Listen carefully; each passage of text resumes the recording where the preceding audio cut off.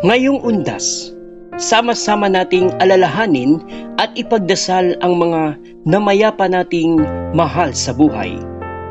Sa tahimik na pagninilay at taimtim na dasal ang kanilang naging buhay. Pag-alala sa mga yumaong mahal sa buhay. The Adelaida Regidor Memories. Ngayong November 1, ano ang mangyayari kapag namatay ang tao?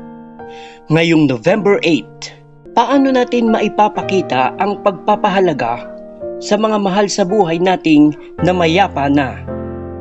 Ngayong November 15, pag-alala para sa mga mahal nating alagang hayop na namayapa na.